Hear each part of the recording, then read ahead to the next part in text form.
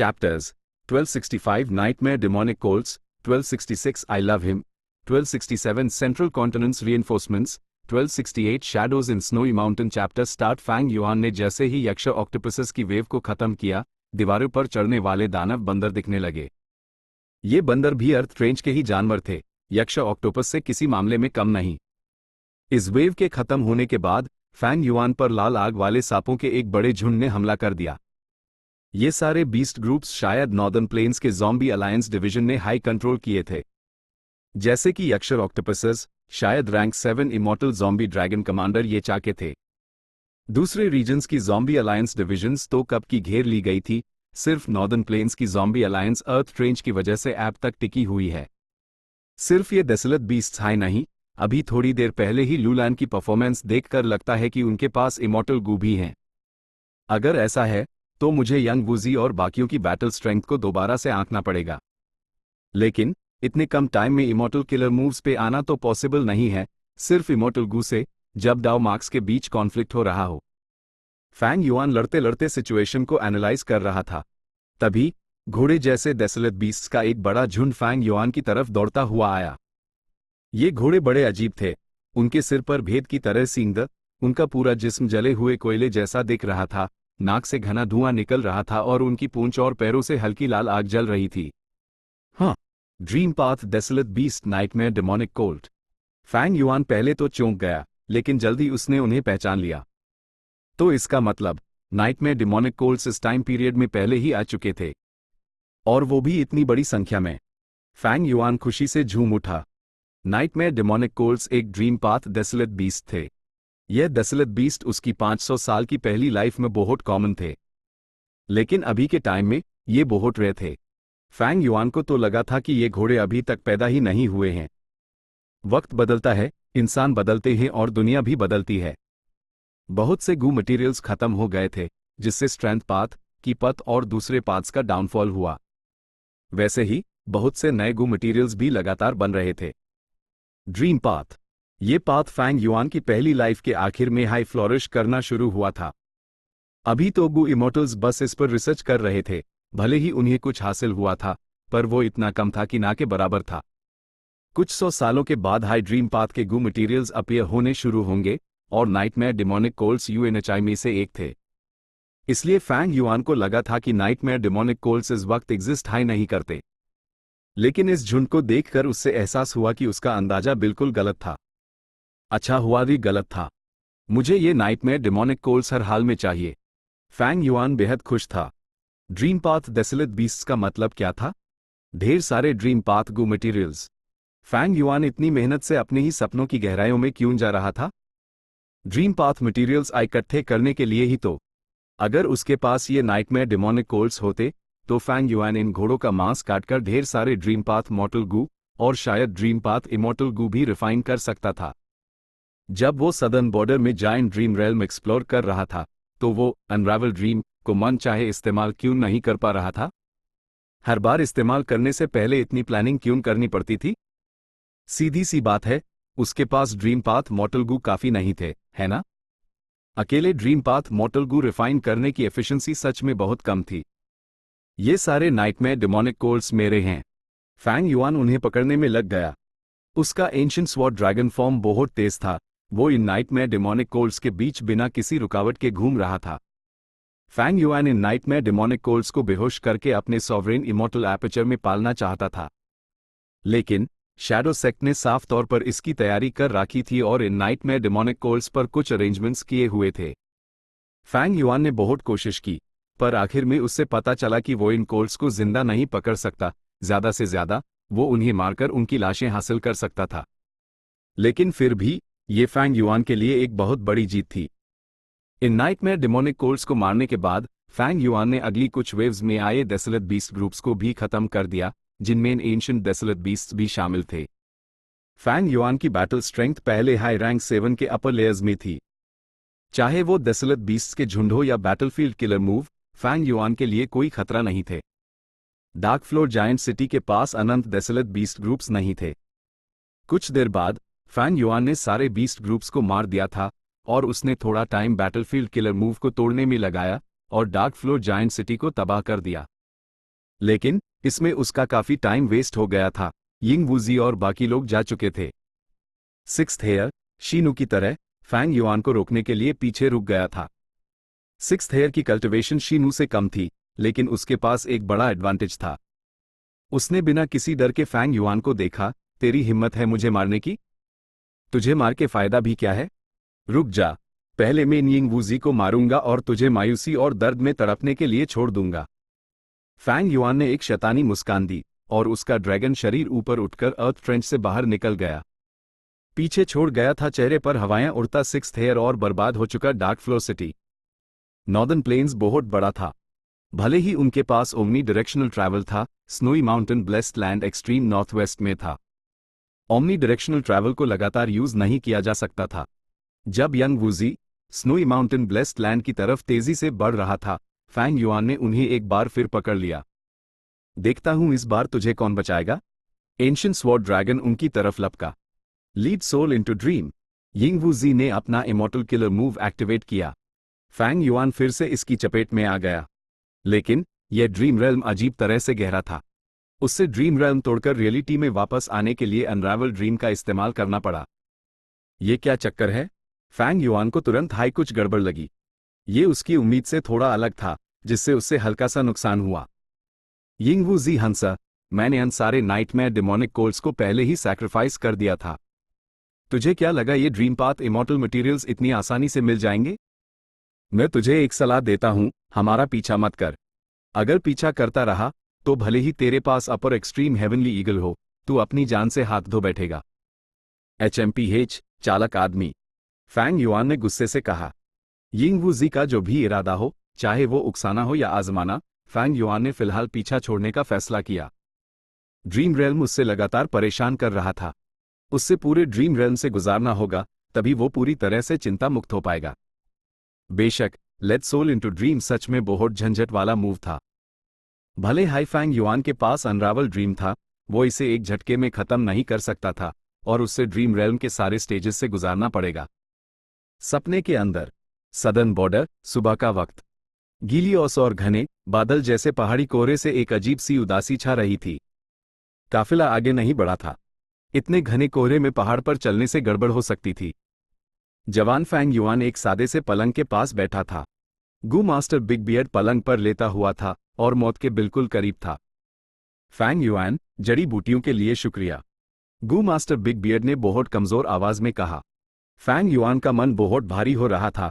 वो सिसकते हुए बोला, अंकल बिग बियर्ड, आप ठीक हो जाओगे। गू मास्टर बिग बियर्ड ने अपना सिर हिलाया। मुझे अपनी चोटों का अंदाजा कैसे नहीं होगा?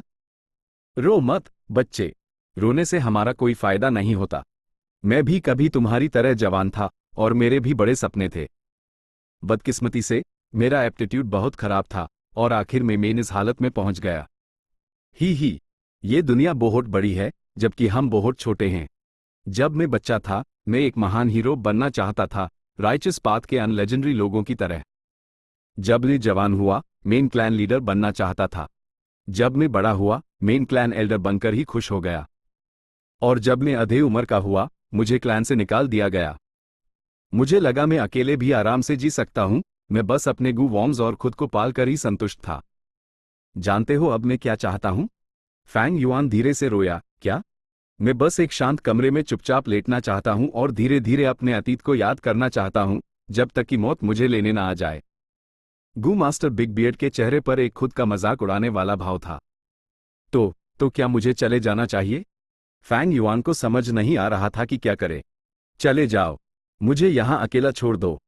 मैं नहीं चाहता कि कोई मुझे मरते हुए देखे, गू मास्टर बिग बियर्ड ने कहा। फैंग युआन धीरे से उठा और हिचकिचाते हुए दरवाजे की तरफ चला। तभी गू मास्टर बिग बियर्ड फिर से बोला, तुमने लेस देन ग्रेटर देन जरूर पढ़ी होगी। उसमें एक चैप्टर है जिसमें मिनिमान के ऑर्डिनरी अबिस से बाहर निकलने की कहानी है। हम सब मिनिमेन हैं और हम सब ऑर्डिनरी अबिस से बाहर निकलना चाहते हैं। ओ, तुम्हें आगे बढ़ते रहना है फैंग युआन। जीते रहना, हिम्मत से काम लेते रहना। अफसोस की बात है कि मेरे सारे गू लड़ाई में बर्बाद हो गए। ये मेरी तरफ से तुम्हारे लिए एक सलाह है, मेरा इकलौता तोहफा। हम जैसे छोटे लोगों के लिए रोने का कोई फायदा नहीं है। हम चिल्लाएंगे भी तो कोई नहीं सुनेगा। हमें बस खुद ही हिम्मत बनाए रखनी होगी। तब तक हिम्मत से काम लो जब तक तुम कुछ बड़ा हासिल ना कर लो, एक्स्ट्रॉर्डिनरी ना बन जाओ, या फिर मौत को गले लगा लो। Chapter 1266 I love him. क्या हम जीत गए? चाओ लियान यो को खून के पूल से बाहर निकलने में काफी मेहनत करनी पड़ी। उसकी चोटें गंभीर थीं और उसकी यून के सामने अंधेरा छा रहा था। खुशकिस्मती से चाओ पू मार चुका था और चाओ लियान यो और यू यीजी पर लगा blood drain immortal killer move भी गायब हो गया था। अगर वो गायब ना होता तो चाओ लियान यो और यू यीजी भी बिना शक चाओ पू के साथ मर जाते। हफ हफ। दूसरी तरफ यू यीजी दीवार का सहारा लेकर खड़ा जोर जोर से सांस ले रहा था। जब उसने चाओ लियान यो को देखा तो ये जवानगू इमॉर्टल हक्का बक्का रह गया और उसका चेहरा पीला पड़ गया। लियान फेरी लियान यून, आपका चेहरा नहीं, आपका शरीर। यू यीजी की ऊँट फटी की फटी रह गई और वो हकलाने लगा, समझ नहीं पा रहा था कि क्या बोले। चाओ लियान यू को अजीब लगा, उसने आवाज भेजी, मुझे क्या हुआ है? उसने नीचे खुद को देखा। सबसे पहले उसने अपने हाथ देखे, बूढ़े और पतले हाथों की एक जोड़ी। चाओ लियान यून का दिल एक झटके से धक से रह गया जब उसने देखा कि वो अनजाने में एक बूढ़ी औरत बन गई है। उसकी पीठ झुक गई थी, झुर्रियां उसके पूरे शरीर पर थीं, उसकी नजर धुंधली हो गई थी और उसके बाल सफेद हो गए थे। ये क्या हो रहा है? चाओ लियान यू शौक में थी। उसने अपने बाल पकड़े, आसानी से सफेद बालों की एक लत खींच ली। उसके मजबूत बालों की जड़ें कमजोर होकर ढीली पड़ गई थीं। यू यीजी ने भारी आवाज में कहा, यह शायद लव गू का काम है। लव गू ने आपकी लाइफ स्पैन को इस्तेमाल करके वो खौफनाक ताकत पैदा की जिसने सीधे चाओ पू को मार दिया। ऐसा है क्या? चाओ लियान ये सुन सी हो गई थी। कोई भी जो अपनी जवानी से अगले ही पाल एक बूढ़ा और कमजोर इंसान बन जाए, उसके दिमाग को एक बहुत बड़ा झटका लगेगा ही। हाँ, यू यीजी ने सिर हिलाया और सांत्वना देते हुए कहा, लेकिन आप चिंता मत कीजिए, आप लाइफ स्पैन गू का इस्तेमाल करके अपनी जवानी वापस पा सकती हैं। नॉर्मल गू इमॉर्टल्स शायद लाइफ स्पैन गू जमा ना कर पाएं, लेकिन आप अलग हैं, आप स्पिरिट अफिनिटी हाउस की इस जनरेशन की फेरी हैं, सेक्ट आपको लाइफ स्पैन गू जरूर देगा। चाओ लियान यो ने कोई जवाब नहीं दिया। उसके मन में अजीब से एहसास उठ रहे थे, हैरानी, निराशा, विश्वास ना होना, सुन हो जाना। वो एक अदरवर्ल्डली डेमन थी, लेकिन ट्रांसमाइग्रेट होने से पहले भी उसने इतना बूढ़ा होना एक्सपीरियंस नहीं किया था। थोड़ी देर की चुप्पी के बाद चाओ लियान यो आखिरकार शौक से बाहर आए। वे आगे बढ़ती रहूंगी, बुढ़ापे से कोई फर्क नहीं पड़ता, होंग ये अभी भी मेरा इंतजार कर रहा है। चाओ लियान यो ने खिड़की से दूर पहली बर्फीली छोटी को देखा, उसकी निगाहें एक बार फिर मजबूत हो गईं। आप आगे नहीं जा सकती। यू यीजी शौक में था। वो तेजी से चाओ लियान यो के पास गया और उसका हाथ पकड़ लिया। लव इमॉर्टल गू ताकतवर है लेकिन स्टेबल नहीं है। हो सकता है अगली बार भी वो आपकी लाइफ स्पैन ले ले। अगर ऐसा हुआ तो आप जरूर मर जाएंगी। यू यीजी ने समझाया। तो क्या अगर मैं मर जाऊं? बूढ़ी चाओ लियान यो ने जवान यू यीजी को हल्की सी मुस्कान के साथ देखा। उसकी मुस्कान जरा भी खूबसूरत नहीं थी, लेकिन यू यीजी देखता रह गया। फिर चाओ लियान यो ने धीरे से अपना हाथ पीछे खींच लिया। उसने साफ तौर पर ज्यादा ताकत नहीं लगाई थी, लेकिन यू यीजी को एक अनजान सी ताकत अपने दिल पर हमला करती हुई महसूस हुई, जिसने उसे खुद ब खुद अपना हाथ छोड़ने पर मजबूर कर दिया। He then quietly stood on the spot, looking at Chao Lian Yun's hunched back, looking at her walking towards the outside of the hall with heavy and aged steps. यह सीन साधारण था और कुछ अजीब नहीं था, लेकिन यू यीजी ने अपने दिल में एक तेज झंझनाहट महसूस की। उसने तो अनजाने में अपनी सांस भी रोक ली थी, जैसे चाओ लियान यू की कमजोर, दूर जाती हुई परछाई उस पाल उसके अंदर गहराई तक छाप गई हो। ये कैसा जज्बा है? अपने प्यार के लिए वो कुर्बानी देने को तैयार है, मौत और बर्बादी से नहीं डरती। चाओ लियान यून, अगर तुम ना होती तो मैं जरूर चाओ पू के हाथों मारा जाता। ठीक है, मैं तुम्हारे पीछे चलता हूं, ज्यादा से ज्यादा क्या होगा, ये जिंदगी तुम्हारे नाम। यू यीजी बूढ़ा नहीं था, उसके अंदर अभी भी जोश था, और अपना मन पक्का करने के बाद वो तेजी से चाओ लियान यू के पीछे चल पड़ा। उसके फैंटम अपचर में ज्यादा इमॉर्टल एसेंस नहीं बचा था। चाओ लियान यू को भी डर था कि लापरवाही से लव इमॉर्टल गू को बुलाने से उसकी बची कुची लाइफ स्पैन भी खत्म हो जाएगी। इसलिए उसने छोटी से नीचे चलकर जाना बेहतर समझा। Fate reversing sacrificial refinement formation के असर से चाओ लियान यू और यू यीजी अलग हो गए और वो अकेले एक दूसरी बर्फीली छोटी पर पहुंची। छोटी पर अभी भी एक बड़ा सा हॉल था और माहौल शांत था। यहां लड़ाई हुई है। चाओ लियान ये धीरे धीरे हॉल तक चली, उसने देखा कि हॉल के अंदर सब कुछ टूटा फूटा पड़ा था, हर तरफ एक घमासान लड़ाई के निशान थे। फेरी लियान यू? एक आवाज अचानक चाओ लियान यू के कानों में पड़ी। चाओ लियान यू थोड़ी चौंकी, फिर जल्दी पहचान गई कि यह आवाज अस वाटरपाथ गु इमोर्टल म्यू लिंग लन की है। यह स्नोई माउंटेन ब्लेस्ड लैंड की 8वीं छोटी है। मेन इस छोटी की मालिक सियो फेई फेई से लड़ा और अब हम दोनों जख्मी हैं। हम दोनों अभी छिपे हुए हैं, जल्द से जल्द अपनी चोटों को ठीक कर रहे हैं। आपको सावधान रहना होगा, उसकी काबिलियत की चपेट में मत आना। उसके पास एक इमोर्टल किलर मूव है जो टारगेट की यादें लगातार मिटा सकता है। जैसे ही उसने बोलना खत्म किया, एक अजीब रोशनी की किरण उड़ी और चाओ लियान यू के माथे पर जा लगी। नहीं, म्यू लिंग लैन ने तेजी से पुकारा, जब भी तुम अपनी यादाश्त खोती हो, उससे जुड़ी यादें तुम्हारे दिमाग में तैरने लगती हैं। खुद को बचाने के लिए इमोर्टल गू का इस्तेमाल करो, कोई भी इमोर्टल किलर मूव यूज मत करना, वो और भी खतरनाक होगा। अगर गलती से तुम कोई इमोर्टल किलर मूव भूल गई तो तुम्हें यूएस इमोर्टल किलर मूव के बैकलैश का सामना करना पड़ेगा। हिम्मत रखो, मेरे घाव भरने और लड़ने की ताकत वापस आने तक इंतजार करो। चाओ लियान यू ने तुरंत हाँ कह दिया। वो एक कोने में छिप गई और खुद को बचाने के लिए इमोर्टल गू का इस्तेमाल करने लगी, फिर किलर मूव के एक्टिवेट होने का इंतजार करने लगी। कमीनो! चाओ लियान यू को धीरे धीरे बेचैनी होने लगी। वो अपनी हालत जानती थी, वो हाल ही में गू इमोर्टल बनी थी, उसकी ज्यादातर लड़ाइयां उसकी ट्रेनिंग के दौरान हुई थीं। अगर इस दौरान की यादें मिट गईं तो ये उसके लिए एक बहुत बड़ा झटका होगा। यादें उसके दिमाग में उभरने लगी। Northern plains. माँ ट्राइब हार गया था और ही ट्राइब के आगे सरेंडर कर दिया था। मुझे नहीं लगा था हम जिंदा बचेंगे, लेडी सियो यून। माँ होंग यू ने चाओ लियान यून का हाथ पकड़ा और वहीं गोल गोल घूमने लगा। हा हा हा। नीचे उतारो मुझे, बुद्धू कहीं के। चाओ लियान यू चिल्लाए। Imperial court blessed land. तुम, लड़के, सच में किस्मत वाले हो, तुम चांग ट्राइब के दामाद बन गए। हा हा हा। चाओ लियान यू ने माँ होंग यू के कंधे पर थपकी दी। माँ होंग ये अपने बाल खुजाते हुए हंसा। लेडी सियो यून, चिंता मत करो, आपने मेरी इतनी मदद की है, मैं आपका अच्छे से ख्याल रखूंगा। चाओ लियान यू ने कहा और सिर हिलाया।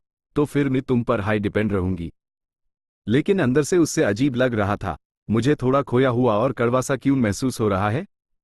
88 ट्रू यांग बिल्डिंग के अंदर। तो तुम एक अदरवर्ल्डली डेमन हो। तुम माँ होंग यू के पास छिपी हुई थी। ही, तुम में इतनी हिम्मत है, तुम सच में बहुत डेयरिंग हो। बदकिस्मती से तुम मुझसे मिल गई। जायंट सुन के विल से मारने का इरादा साफ झलक रहा था। चाओ लियान यू को लगा जैसे वो बर्फीले गड्ढे में गिर गई हो। वो अपने मन में चिल्लाई, डैम इट, अभी ये भी एक रुकावट बाकी थी।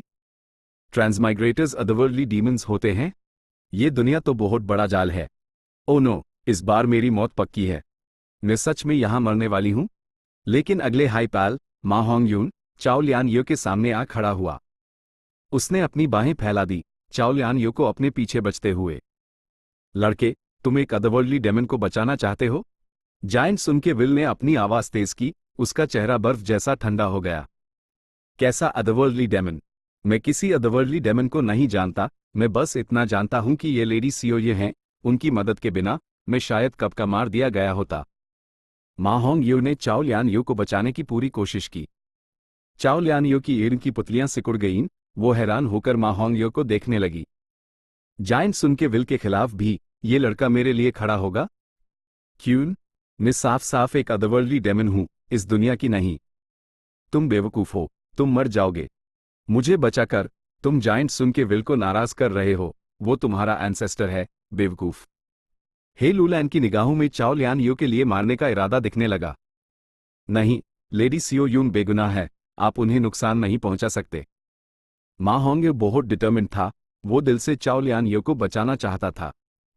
लेकिन जायंट सुन के स्पेशल विल ने माँ होंग यू की परवाह नहीं की, सीधे चाओ लियान यू पर हमला कर दिया। नहीं, माँ होंग यू ने देखा कि हालत बिगड़ रही है, उसने डेस्परेशन में चिल्लाया, अपनी दोनों बाहें फैलाकर चाओ लियान यू को अपने सीने से लगा लिया। अस्पाल। वक्त जैसे अनंतकाल तक धीमा हो गया था। चाओ लियान यून, माँ होंग यू के सीने में सिमटी हुई थी, उसका दिल जोर जोर से धड़कने लगा था। एक अजीब सी सुरक्षा और गर्माहट का एहसास उसके दिल में भर गया था। उसके बाद एक अजीब सी घबराहट हुई। ये घबराहट उसकी जिंदगी के धागे पर लटके होने की वजह से नहीं थी, बल्कि ये एक अजीब एहसास था जो उसके दिल की गहराइयों से आ रहा था। चाओ लियान यू को यूएस पैल एहसास हुआ कि वो यूएस बेवकूफ मा होंगयो से बेपनाह प्यार कर बैठी है। इस दुनिया में ऐसे लड़के हो सकते थे जो उसके साथ तारे देखते, उसके साथ घाटी में चिल्लाते, उसकी मरहम पट्टी करते और उससे फूल देते। लेकिन कौन उसके लिए अपनी जान कुर्बान करता? इस दुनिया में अदरवर्ल्डली डीमन से तो जायंट सन इमॉर्टल वेनरेबल तक नफरत करते द कौन इतना बेवकूफ होगा जो उससे बचाएगा? मा होंग यू, मा होंग यू। यादें एक एक करके चाओ लियान यू के दिमाग में उभरी। फिर वो एक एक करके गायब होने लगी। नहीं, रुक जाओ। चाओ लियान यून का चेहरा आंसुओं से भर गया, वो बेहद दुख के साथ चिल्लाई। सियो फेई फेई की आवाज आए, ही, जब तुम मेरे इमॉर्टल किलर मूव की चपेट में आती हो, तुम अपनी सबसे कीमती यादें खो देती हो। दर्द हो रहा है? कोई बात नहीं, जितना ज्यादा भूल जाओगी उतना हाई रिलैक्स्ड महसूस करोगी, शायद तुम मुस्कुराने भी लागो। ही, यादें गायब हो गईं। चाओ लियान यू के चेहरे पर अचानक एक मुस्कान आ गई। मुस्कुराओ मत। यह सियो फेई फेई का मशहूर खतरनाक किलर मूव है, ये लोगों को मुस्कुराते हुए मार देता है। जितनी देर तुम मुस्कुराओगी उतनी ही आसानी से तुम अपनी जान गंवा दोगी। न्यू लिंगलैंड ने जल्दी से आवाज भेजकर उससे चेतावनी दी, लेकिन चाओ लियान ये ऐसे हो गई थी जैसे वो पागल हो गई हो। उसकी मुस्कान और भी चौड़ी होती जा रही थी। Damn it! न्यू लिंगलैंड जानता था कि उससे एक्शन लेना पड़ेगा। उसने लंबी तैयारी के बाद अपना किलर मूव चलाया, जिसने एक जबरदस्त असर किया। अय, तुमने आखिर! सियो फेई फेई ने चाओ लियान यू पर हमला करते वक्त अपनी लोकेशन जाहिर कर दी थी और बेखबरी में इस घातक हमले की चपेट में आकर उसकी बुरी तरह से मौत हो गई। फेरी लियान यून, आपको हिम्मत रखनी होगी। न्यू लिंगलैंड तेजी से दौड़कर आया और चाओ लियान यू को सहारा दिया। चाओ लियान यू के चेहरे पर अभी भी मुस्कान थी, लेकिन वो अब सुन नहीं थी। साफ आंसुओं की दो धाराएं उसकी ऊँग से उसके चेहरे पर बह रही थीं। उसकी ऊँग बुढ़ापे से धुंधली थीं और उसके बाल सफेद हो गए थे। वो सिर्फ गूवॉर्म्स का इस्तेमाल करके ही अपनी आवाज भेजे सकती थी। वे क्या करूं? वे उसके बारे में लगभग सब कुछ भूल चुकी हूं, यहां तक कि उसका चेहरा भी। मुझे बस उसका नाम याद है। मुझे बस याद है कि मैं उससे प्यार करती हूं। Chapter 1267 central continents reinforcements northern plains snowy mountain blessed land पहली बर्फीली छोटी। एक बार और लेडी वैन शो मा होंगयो के पास कदम बा कदम बढ़ रही थी। उसके हाथ में बिजली का एक गोला था। कर ले! मा होंगयो ने बेपरवाही से अपनी ऊँग घुमाई।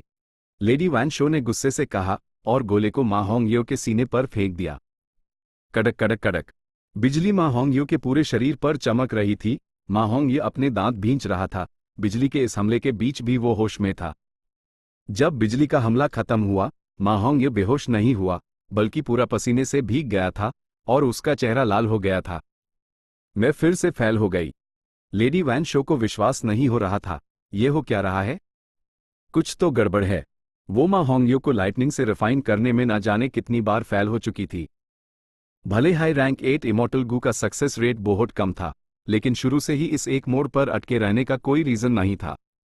लेडी वैन शो को लगा जैसे वो खून की उल्टी कर देगी, खासकर जब उसने देखा कि मा होंगयो पहले हाई रैंक 5 पीक स्टेज तक पहुंच चुका था और बार बार लाइटनिंग रिफाइनमेंट फेल होने की वजह से उसके शरीर पर बहुत से लाइटनिंग पाथ डाउ मार्क्स बन गए थे। अगर मा होंगयून लाइटनिंग पाथ कल्टिवेट करता तो यह डाउ मार्क्स बेशक उसकी बहुत मदद करते। तुम हमेशा ये करते हुए थकती नहीं हो? क्यों ना कोई दूसरा तरीका आजमाओ, मैं भी बोर हो गया हूं। मा होंगे जानता था कि उसकी मौत पक्की है, इसलिए अब उससे कोई परवाह नहीं थी। वो लेडी वैन शो का मजाक उड़ा रहा था। लेडी वैन शो की ईंट से ठंडी रोशनी निकली जो मा होंगे पर पड़ी। एक अजीब सा दर्द तुरंत उसके शरीर और दिमाग पर हावी हो गया।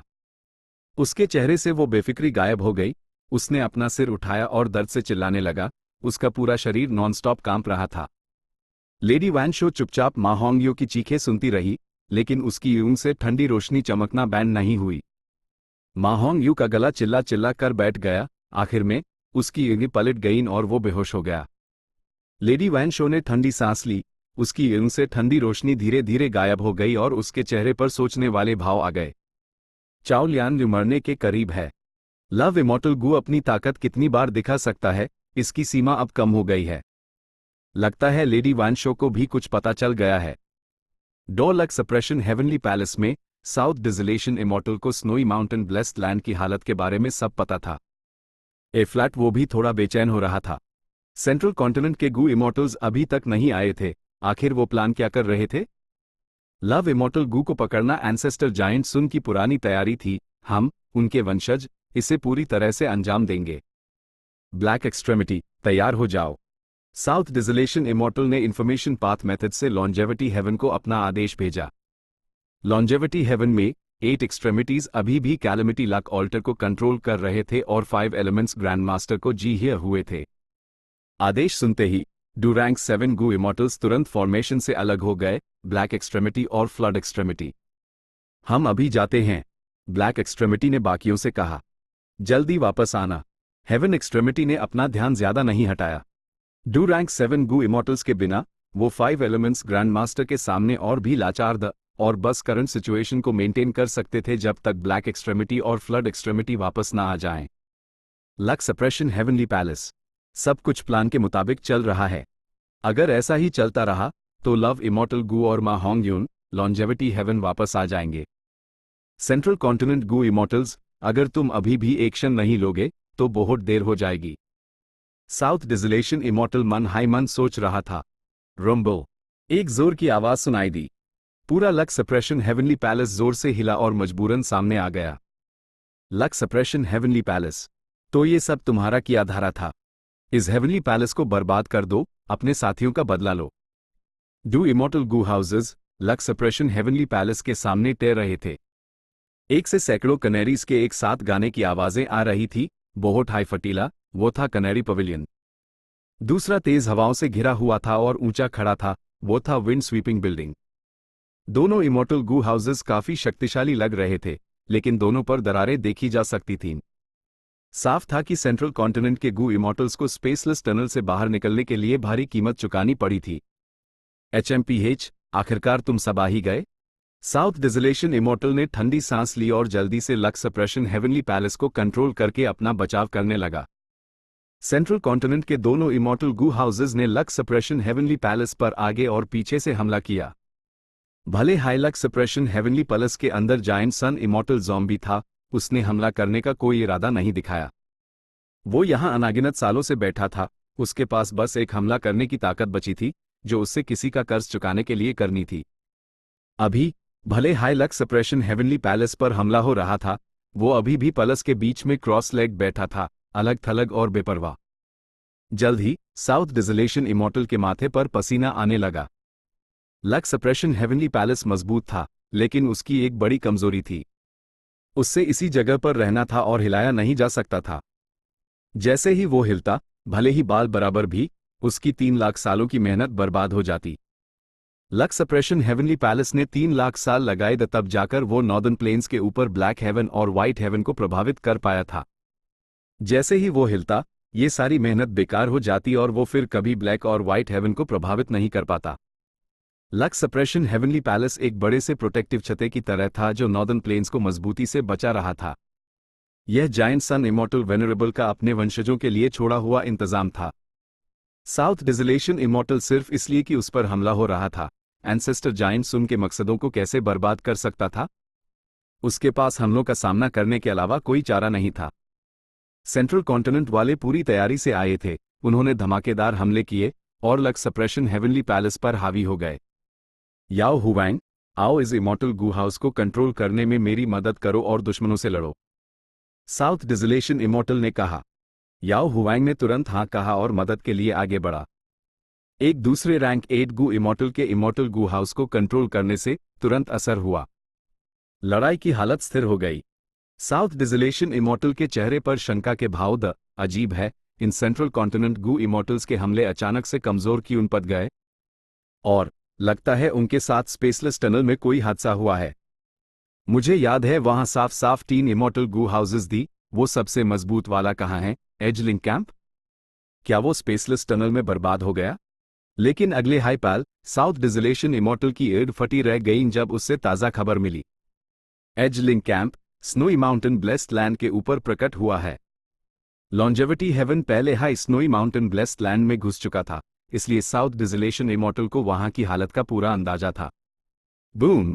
एक बड़ा धमाका गूंजा और एक लगातार और तेज झटका फैल गया। स्नोई माउंटेन ब्लेस्ड लैंड की 12 बर्फीली चोटियां सब जोर से कांप रही थीं। इमोर्टल गू हाउस एजलिंग कैंप की ताकत बहुत ज्यादा थी। आखिर इस इमोर्टल गू हाउस में डू रैंक 8 गू इमोर्टल्स थे। एक था वे लिंग यांग, दूसरा Bai Chentian. Myriad tidal dragon wind sweeping building को कंट्रोल कर रहा था और कनेरी पवेलियन का भी इस्तेमाल कर रहा था लक सप्रेशन हेवनली पैलेस को रोकने के लिए। एजलिंग कैंप की ताकत जबरदस्त थी। भले ही वो स्नोई माउंटेन ब्लेस्ड लैंड में था, वो fate reversing sacrificial refinement formation की ताकत का सामना कर रहा था और एक कील की तरह हवा में मजबूती से टिका हुआ था। हम बच गए, रीइंफोर्समेंट्स आ गए। सिर्फ एजलिंग कैंप क्यों है, बाकी डू कहाँ हैं? 5 सेंट्रल कॉन्टिनेंट गू इमोर्टल्स जो अलग अलग बर्फीली चोटियों पर उन्होंने एक साथ अपने सिर उठाए और एजलिंग कैंप को देखा। उनका जोश काफी बढ़ गया। एजलिंग कैंप ने भी इन 5 गू इमोर्टल्स को देख लिया, खासकर चाओलियान ये को जिसके पास लव इमोर्टल गू था। वे लिंग यांग और बी चेंटियन नेचुरली उन्हें बचाना चाहते थे, लेकिन fate reversing sacrificial refinement formation कोई मजाक नहीं था। एजलिंग कैंप ने नीचे आने की कोशिश की, लेकिन उससे एक बहुत मजबूत अनजान सी ताकत का सामना करना पड़ा। यहां का सुपर गू फॉर्मेशन आसान नहीं है, यह रिवर्स फ्लो रिवर का इस्तेमाल कर रहा है। रिवर्स फ्लो रिवर असल में ओल्ड एंसेस्टर ज़ूहू के हाथों में है, लेकिन यह Gu formation snowy mountain blessed land पर निर्भर है, इसकी जड़ें इन ब्लेस्ड लैंड में हैं। हम गू फॉर्मेशन से नहीं निपट सकते, लेकिन हम स्नोई माउंटेन ब्लेस्ड लैंड को बर्बाद कर सकते हैं, इस तरह उसकी जड़ें खत्म हो जाएंगी। यह गू फॉर्मेशन फिर अपने आप ही टूट जाएगा। वे लिंग यांग और बी चेंटियन ने थोड़ी देर डिस्कस किया और प्लान तय कर लिया। बूम बूम बूम, एजलिंग कैंप ने जोरदार हमले किए। विशाल सींगों की परछाइयां स्नोई माउंटेन ब्लेस्ड लैंड के अलग अलग हिस्सों पर लगातार गिरने लगी, जिससे बहुत बड़े भूकंप आए। स्नोई माउंटेन ब्लेस्ड लैंड एक अपोकलिप्टिक सीन में बदल गया। सारी बर्फीली चोटियों पर एवलांचेस होने लगे, जमीन पर बड़ी बड़ी दरारें खुल गईं और अनागिनत पक्षी और जानवर घबराहट में भाग रहे थे। हस्बैंड लेडी वैन शो ने फिलहाल गू रिफाइनमेंट रोक दिया था। वो चिंतित चेहरे के साथ ओल्ड एंसेस्टर ज़ूहू के पास खड़ी थी। प्रिया, अगर हमने इस इमोर्टल गू हाउस को हमला करते रहने दिया तो स्नोई माउंटेन ब्लेस्ड लैंड जल्द या देर से बर्बाद हो जाएगा। इस समय यह रिफाइनमेंट पाथ गू फॉर्मेशन भी बर्बाद हो जाएगा। लेकिन तुम चिंता मत करो, एक मामूली सा इमोर्टल गू हाउस मेरा क्या बिगाड़ लेगा। चलो मैं इन सेंट्रल कॉन्टिनेंट के टैंग अदाने वाले गू इमोर्टल्स को सबक सिखाता हूं और उन्हें वापस जाने का रास्ता ही नहीं छोड़ता। ओल्ड एंसेस्टर ज़ूहू जोर से हंसा और हिम्मत से एजलिंग कैंप की तरफ बढ़ गया। दोनों तरफ हवा में एक घमासान लड़ाई शुरू हो गई। एजलिंग कैंप, जिसे सेंट्रल कॉन्टिनेंट के डू रैंक 8 कंट्रोल कर रहे थे, असल में दबाव में आ गया और कोई एडवांटेज हासिल नहीं कर पाया। चैप्टर 1268 शैडोज इन स्नोई माउंटेन। ओल्ड एंसेस्टर ज़ूहू ने वो ताकत दिखाई जो नॉर्दर्न प्लेन्स के सबसे शक्तिशाली व्यक्ति की थी। ऐसी विशाल शक्ति उसके पास थी जो जमीन आसमान हिला दे। उसकी महान शक्ति देवताओं को भगा देती और भूत प्रेतों को डरा देती। ओल्ड एंसेस्टर ज़ूहू सच में नॉर्दर्न प्लेन्स के सबसे शक्तिशाली कहलाने के लायक है। बाई चेंटियन घमंडी नहीं था, यह एक्सपर्ट्स आम लोगों से परे थे। बस कुछ ही हमलों के बाद बी चेंटियन समझ गया कि वो ज़ूहू का मुकाबला नहीं कर सकता। एजलिंग कैंप लगातार हिल रहा था और ऐसा लग रहा था जैसे वो ओल्ड एंसेस्टर ज़ूहू के जबरदस्त हमलों को सह नहीं पाएगा। अफसोस ओल्ड एंसेस्टर ज़ूहू, तुम सिर्फ एक इंसान हो, जबकि हमारे पास डू रैंक 8 गू इमोर्टल्स हैं। वे लिंग यांग ने टांस कसा और बी चेंटियन से कहा, मैं इमोर्टल गू हाउस तुम्हारे हवाले करता हूं। बाई चेंटियन ने जवाब में आवाज भेजी, तुम बेफिक्र रहो, मैं संभाल लूंगा। अगर कुछ गड़बड़ हुई मैं तुम्हें वापस बुला लूंगा। वे लिंग यांग ने अपने तरीकों का इस्तेमाल किया और चुपके से एजलिंग कैंप से बाहर निकल गया। वो अकेले fate reversing sacrificial refinement formation की ताकत का सामना नहीं कर सकता था, लेकिन अभी फॉर्मेशन की ज्यादातर ताकत स्नोई माउंटेन ब्लेस्ड लैंड को बचाने में इस्तेमाल हो रही थी। इसलिए वे लिंग यांग पर प्रेशर कम हो गया था और उसे विश्वास था कि वो अपने तरीकों से हर बर्फीली चोटी तक जा सकता है, क्योंकि वो एक रूल पाथ गू इमोर्टल था। रूल पाथ को इस मामले में एक बड़ा एडवांटेज हासिल था। ओल्ड एंसेस्टर ज़ूहू वे लिंग यांग से ज्यादा ताकतवर था, लेकिन इस मामले में वो उससे कंपेयर नहीं कर सकता था। लेकिन वे लिंग यांग अभी आधा रास्ता ही पहुंचा था जब ओल्ड एंसेस्टर ज़ूहू के शक्तिशाली इन्वेस्टिगेटिव किलर मूव ने उससे ढूंढ निकला। कहां जा रहे हो? ओल्ड एंसेस्टर ज़ूहू गुस्से से चिल्लाया और अपना हाथ लहराया। तुरंत ही एक अनंत बर्फीला तूफान हवा में उठ खड़ा हुआ। आसमान और जमीन के रंग बदल गए, सारे जीव शांत हो गए। वे लिंग यांग तुरंत यूएस में घिर गया। वे लिंग यांग रोके जाने से निराश नहीं हुआ। वो लगातार अपनी दिशाएं बदल रहा था ताकि ओल्ड एंसेस्टर जूहू की रुकावट तोड़ सके, और भी चेन टियन के सहयोग के साथ ये ध्यान भटकाने की एक बहुत अच्छी टैक्टिक थी। लेडी वैन शो के पसीने छूट रहे थे। उसका अभी रिफाइन करने का बिल्कुल मूड नहीं था और वो इस जरूरी लड़ाई पर कंसंट्रेट कर रही थी। अगर ओल्ड एंसेस्टर जूहू जीत गया तो सब कुछ सुरक्षित रहेगा, कोई भी खतरा बेहतर हो जाएगा। अगर ओल्ड एंसेस्टर जूहू हार गया तो सब कुछ खत्म हो जाएगा, उनकी सारी मेहनत एक बुलबुले की तरह फूट जाएगी। भले हाई ओल्ड एंसेस्टर जूहू की बैटल स्ट्रेंथ बहुत ज्यादा थी, दूसरी तरफ डू रैंक 8 गू इमॉर्टल्स और एक immortal Gu house as link camp था। इसके विपरीत fate reversing sacrificial refinement formation old ancestor जूहू जैसे रैंक 8 गू इमॉर्टल के लिए सीमित मदद ही कर पा रहा था। वे लिंग यांग उन्हें घेर कर हमला करना चाहता था, जिससे बेशक ओल्ड एंसेस्टर जूहू का काफी ध्यान भटक गया, जिससे उसके लिए अपनी पूरी ताकत का इस्तेमाल करना मुश्किल हो रहा था। अगर अनरैंक 8 गू इमॉर्टल्स में से एक ने बर्फीली चोटियों पर हमला कर दिया तो अंजाम सोचा भी नहीं जा सकता। लेडी वैन शो चिंता से भरी हुई थी। अभी स्नोई माउंटेन ब्लेस्ड लैंड अपने अस्तित्व के लिए खतरे में था। लेडी वैन शो, मेरे पास एक आइडिया है जिससे आप इस खतरे को टाल सकती हैं। ठीक उसी समय एक मैसेज लेडी वैन शो के इमॉर्टल एपर्चर में पहुंचा। ये लेडी वैन शो बहुत हैरान हुई, क्योंकि जिस गू वर्म ने मैसेज भेजा था वो एक ऐसा था जिसे लेडी वैन शो ने हमेशा अपने इमॉर्टल एपर्चर में रखा था और कभी इस्तेमाल नहीं किया था। बहुत साल पहले लेडी वैन शो के इमॉर्टल असेंशन के कुछ ही समय बाद एक गुफा के अंदर। सीनियर, तो आप पहले से यहां थे।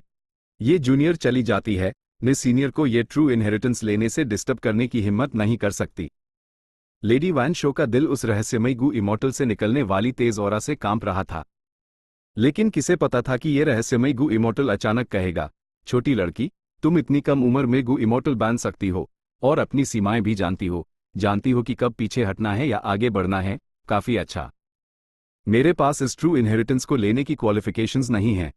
मैं ये ट्रू इनहेरिटेंस तुम्हें देने को तैयार हूं, लेकिन इससे इनहेरिट करने के बाद तुम्हें इसका कंटेंट मुझे बताना होगा। तुम पर मेरा एक एहसान भी रहेगा, अगर फ्यूचर में कोई ऐसी सिचुएशन आए तो तुम्हें यूएस इंसान की मदद करनी होगी जो इस इंफॉर्मेशन पाथ गू वर्म का इस्तेमाल करेगा। लेडी वैन शो ने बस एक पाल सोचा और हां कह दिया। उसके पास असल में कोई और ऑप्शन नहीं था, क्योंकि अगर वो माना करती तो वो शायद अपने कल्टिवेशन लेवल के साथ इस जगह से जिंदा नहीं जा पाती। अगर ऐसा था तो इस पर दाव लगाना ही बेहतर था। ठीक है, आओ हम एग्रीमेंट कर लेते हैं, रहस्यमयी गू इमॉर्टल अपनी दाढ़ी सहलाते हुए चमकदार मुस्कान के साथ बोला। अतीत का यह दृश्य तेजी से लेडी वैन शो के दिमाग में घूम गया। उसने तुरंत जवाब दिया, क्या मैं पूछ सकती हूं कि आपका भी फॉर्च्यून राइवलिंग हेवन गू में इंटरेस्ट है? असगू वर्म ने तेजी से जवाब भेजा, हाँ, लेडी वैन शो, लगता है आपके मन में ओल्ड एंसेस्टर जूहू के लिए सच्चे एहसास हैं। चिंता मत कीजिए, हमारा आपके प्रति कोई बुरा इरादा नहीं है। हमें बस आपसे एक गू मटेरियल रिफाइन करवाना है। अगर आप ये कर सकती हैं तो हम आपकी और आपके हस्बैंड की इन सेंट्रल कॉन्टिनेंट के एक्सपर्ट्स को पीछे धकेलने में मदद करेंगे। तो फिर मैं आपका स्वागत करती हूं, मेहमानों। लेडी वैन शो ने थोड़ा सोचने के बाद सिर हिलाया। थोड़ी देर बाद 4 गू इमॉर्टल्स का एक ग्रुप लेडी वैन शो के सामने प्रकट हुआ। यह यिंग वूजी और उसके साथी थे, हे लूलैन, टाई बाय यू शेंग। लेडी वैन शो ने उनमें से डू को तुरंत पहचान लिया। 88 ट्रू यांग बिल्डिंग की तबाही ने दोषियों को हर जगह शिकार बना दिया था। हे लू लन और ताई बाय यून शेंग फैंग युआन के साथ फेमस हो गए थे। अभी लेडी वैन शो इन 2 बड़े दोषियों को देखकर बहुत हैरान थी।